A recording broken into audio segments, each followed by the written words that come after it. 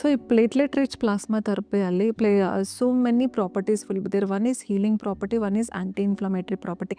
Inflammation ಕಮ್ಮಿ ಮಾಡಿಬಿಟ್ಟು pain ಕಮ್ಮಿ ಮಾಡುತ್ತೆ, ಮತ್ತು ಹೀಲಿಂಗ್ ಪ್ರಾಪರ್ಟಿಯಿಂದ ಏನೇನು ಡ್ಯಾಮೇಜ್ ಆಗಿದೆ ಅದು ವಾಸಿ ಆಗ್ತಾ ಬರುತ್ತೆ.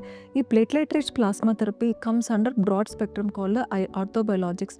ಏನು ಇದು ಅಂದರೆ ನಮ್ಮ ಬಾಡಿಯಲ್ಲಿರೋ ಸೆಲ್ಸೇ ಯೂಸ್ ಮಾಡಿಬಿಟ್ಟು ನಮ್ಮ ಜಾಯಿಂಟಲ್ಲಿ or any soft tissue injuries ಆಗಲಿ, ಡಿಸನ್ರೇಷನ್ ಆಗಲಿ, ಅದು ವಾಸಿ ಮಾಡೋಕ್ಕೆ ಅಂದರೆ ಟ್ರೀಟ್ ಮಾಡೋಕ್ಕೆ ಯೂಸ್ ಮಾಡ್ತೀವಿ.